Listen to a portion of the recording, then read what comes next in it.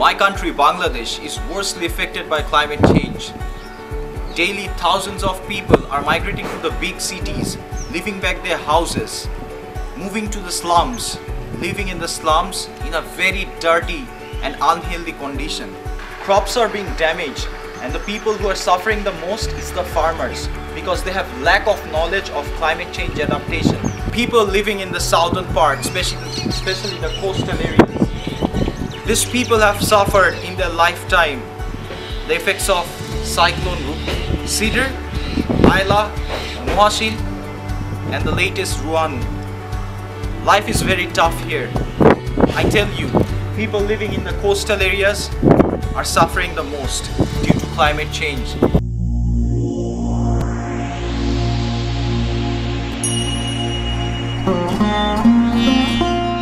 বাংলাদেশের মোট জনসংখ্যার প্রায় 1/4 উপকূলীয় অঞ্চলের বাসিন্দা। জলবায়ু পরিবর্তনের প্রভাবে সমুদ্রের পানির উচ্চতা বেড়ে উপকূলীয় নিম্নাঞ্চল তলিয়ে যাচ্ছে। কৃষি জমিতে লবণাক্ততার পরিমাণ বেড়ে একদিকে যেমন ফসল নষ্ট হচ্ছে, তেমনি ক্ষতিগ্রস্ত হচ্ছে গোটা পরিবেশ। সাম্প্রতিক সময়ে ঘূর্ণিঝড় ও জলোচ্ছ্বাসের মতো প্রাকৃতিক দুর্যোগগুলো অধিক তীব্রতা নিয়ে নিয়মিতভাবে আঘাত হানছে বাংলাদেশের উপকূলীয় অঞ্চলে। জলবায়ু পরিবর্তনের প্রভাবে হুমকির মুখে পড়ছে সুন্দরবনের জীববৈচিত্র্য। নদী ভাঙনে বিশাল এলাকা নিমেষেই বিলীন হয়ে যাচ্ছে। অসংখ্য মানুষ বাস্তুহারা হয়ে জীবিকার উদ্দেশ্যে বিভিন্ন শহরে ভিড় জমাচ্ছে। ফলে শহরাঞ্চলে জনসংখ্যার ঘনত্ব, বাসস্থান সমস্যা ও বেকার সমস্যা বেড়ে যাচ্ছে। উপকূলীয় অঞ্চলে বন্যা নিয়ন্ত্রণ বাঁধ, সুপেয় পানি সরবরাহের ব্যবস্থা ও কর্মসংস্থান সৃষ্টির মাধ্যমে এই ক্ষতিকর প্রভাব কিছুটা কমানো সম্ভব। লোনা পানিতে টিকে থাকতে সক্ষম ফসলের চাষাবাদের মাধ্যমে খাদ্য ঘাটতি পূরণ করা সম্ভব। উপকূলীয় অঞ্চলে বন সৃজনের মাধ্যমে প্রাকৃতিক দুর্যোগের প্রভাব কিছুটা লাঘব করা যেতে পারে। তবে জলবায়ু পরিবর্তনের সার্বিক প্রভাব মোকাবেলায় প্রয়োজন সরকারি ও বেসরকারি পর্যায়ে সঠিক কর্মপরিকল্পনা এবং এর কার্যকরী প্রয়োগ।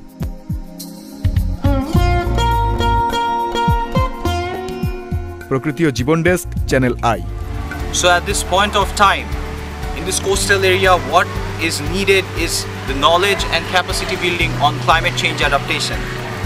With the support from USC Canada, we started this project on climate change adaptation with the title of Seeds of Survival Post-Cyclone Rehabilitation Project.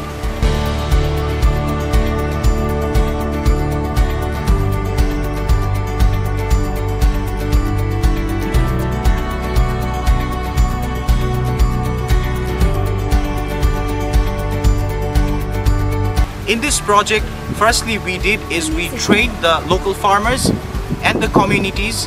We made a trainers training on climate change and climate change adaptation, and followed by we organized the courtyard sessions which the trainers, they talked among the communities on climate change and how this climate change is affecting them and their communities, also their agricultural lands. আমাদের এই ঝুঁকিটা কি, আমাদের কি সমস্যা হয়েছে, এইটা একটা বড় রকমের বোঝার দরকার যে আসলে আল্লাহ পাক রব্বুল আলামিন মেরু অঞ্চল পৃথিবীর একটা গোল। এইটা আমরা এই বলি না যে হিন্দের সাগরের পর আর কিছু নাই, সাদা পানি আছে, কি জানি কালা পানি আছে, তলায় যাম, এগুলো কিছু না। এটার পরে একটা দেশ আছে, সেই দেশটার নাম হলো অ্যান্টার্কটিকা মহাদেশ। ওইটার নাম হইলো মেরু অঞ্চল। ওই অঞ্চলটায় বরফ দেওয়া আছে, ঠিক আছে। তাপমাত্রা আল্লাহ পাক বরফ দিয়ে রাখছে, ওই বরফটাতে পৃথিবী ভারসাম্য রক্ষা করার জন্য। কিন্তু তাপমাত্রা বাইরে যাওয়ার কারণে ওই অঞ্চলের ওই বরফ গলে গলে পানি আসতেছে। মাঝে মাঝে অনেকে কয় যে আমাকে দক্ষিণ অঞ্চল তলায় যাবে। এটা বৈজ্ঞানিকরা চিন্তা করতেছে যে হারে ওই বরফ গলে, তাহলে আমাদের এই দক্ষিণ অঞ্চলটা তলায় যাবে, ঠিক আছে। এই কারণে আমরা আসলে দেখতেছি জোয়ারের পানি আগের চাইতে বেশি হয়। এখন এই জলবায়ু পরিবর্তনটা কি, আবহাওয়া বলতে আমরা কি বুঝি? আবহাওয়া বলতে বুঝি কোনো একটা নির্দিষ্ট সময়, নির্দিষ্ট স্থানে নির্দিষ্ট পরিবর্তন। যেমন আমাদের মাঝে কিছুক্ষণ আগে রৌদ্র ছিল, হঠাৎ করে একটা এইটা হয়তো নির্দিষ্ট সময় বলতে 7 দিনের মধ্যে একটা অবস্থা। আর জলবায়ু পরিবর্তন বলতে বুঝি যে এটা দীর্ঘমেয়াদী, অনেক দিন আগের। যেমন অনেক দিন আগে বলতে কমপক্ষে 30 বছর। এখানে আমাদের বছর হয়তো 30-40 বছরের বেশি অনেক লোক আছে, তারা আগে দেখছে কৃষিকাজে শ্রাবণ মাসে টিপ টিপ টিপ টিপ করে বর্ষা হচ্ছে, কইতে শ্রাবণের ঝরা। পারছে না, জমরা ছাড়া কেউ বইতে পারছে না।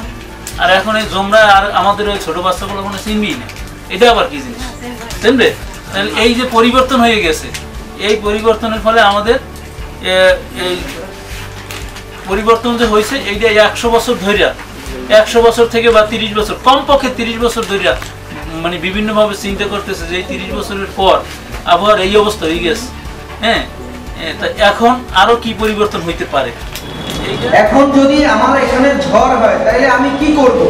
আমি আমার জীবনকে বাঁচানোর জন্য, আমি আমার জীবনকে সুস্থ রাখার জন্য যে কাজটা করব কৌশলগত দিকে, এটাই হলো অভিযোজন। আমার যদি এখন ঝড় হয় আমরা কি করব?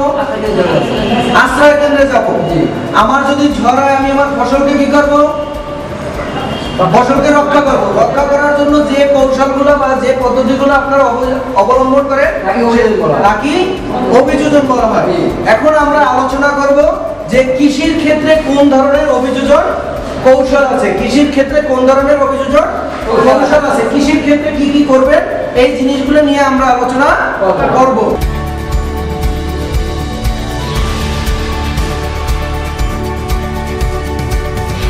বাংলাদেশ ধান গবেষণা ইনস্টিটিউট বিভিন্ন অঞ্চলের ভিত্তিতে এবং বিভিন্ন উপযোগিতার উপরেও অনেক ধান আবিষ্কার করছে। আমাদের এই দক্ষিণ অঞ্চলে অনেক জায়গায় জলাবদ্ধ থাকে, জোয়ারের পানি আসে, আবার যেখানে বেড়িবাঁধ নাই, তারপরে কোনো কারণ প্রাকৃতিক কারণেও কিন্তু কি হয়, পানিতে অনেক সময় ধান নিমজ্জিত থাকে। সেইখানে যদি আপনি অন্য ধান দেন, যেমন 11 দেন বা অন্য যে 39, 41 বা অন্য যে জাতের ধান দিবেন, যদি পানির নিচে ডুবে থাকে তাহলে কি ধান পচে যাবে না? 10 দিন 15 দিন থাকলে পচে যাবে না? সেই ক্ষেত্রে ধান গবেষণা ইনস্টিটিউট দুটো জাত আবিষ্কার করছে। সেটা হলো বৃধান 51, বৃধান 52। এই ধানের বৈশিষ্ট্য হলো যে পানির নিচেও যদি 7 থেকে 10 দিন পানির নিচে তলায় আছে, তারপরে আপনার ফসল একদম সমূলে ধ্বংস হবে না, আপনি ফলন পাবেন, মোটামুটি ভালো ফলন পাবেন। এটার বৈশিষ্ট্যই হলো যে এই দুর্যোগের কারণে যদি কোনো জমি, আমরা এমনি বুঝি যে ওই জমিটা পানিতে প্রতি বছর প্রায় বছরই পানির নিচে তলায় যায়, তখন আপনার এই ওই সমস্ত জমির জন্য আপনার বৃধান 51 এবং বৃধান 52 চাষ করতে হবে।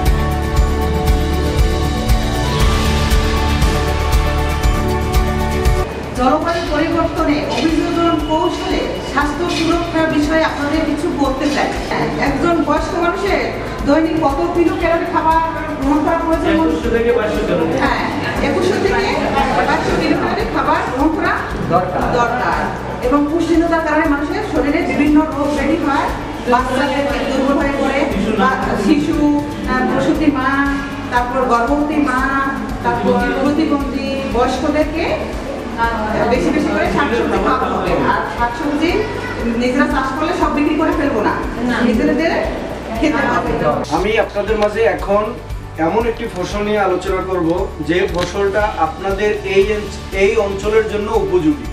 আমাদের এই অঞ্চলের সব ফসল উপযোগী না, কারণ সব ফসল লবণ সহ্য করতে পারে না, সব ফসল লবণ সহ্য করতে পারে না। কিন্তু আমাদের এই অঞ্চলে সবচেয়ে বেশি ক্ষতি করে ফসলের, সেটা হলো লবণ মাটি এবং লবণ পানি।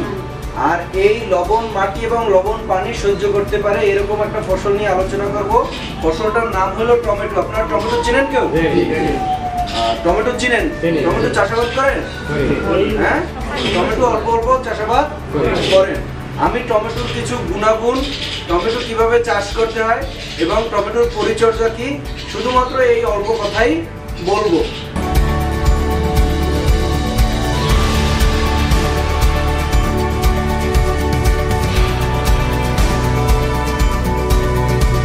এখন আমি আপনাদের মাঝে এমন একটি ফসল নিয়ে আলোচনা করব যে ফসলটা এই যে আমাদের এই অঞ্চলের যে এই যে জলবায়ু পরিবর্তন হইতেছে এবং এই যে জলবায়ু পরিবর্তনের কারণে আমাদের এই যে উপকূলীয় অঞ্চলে যে লবণ পানি আসতেছে, আমাদের মাটি লবণ হয়ে যাচ্ছে, এই লবণাক্ত সহ্য করতে পারে এইরকম একটি ফসল নিয়ে আলোচনা করব যে ফসলটার নাম হলো সূর্যমুখী।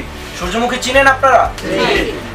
So throughout the whole training, what we did is we build the capacity on climate change adaptation among the communities in the context of agriculture, how it is affecting them, followed by health, drinking water problems, education, and also the causes climate change is bringing to the environment. And we have also addressed the issues that are related to climate change and also the adaptation solutions that the people in these coastal areas needs to know.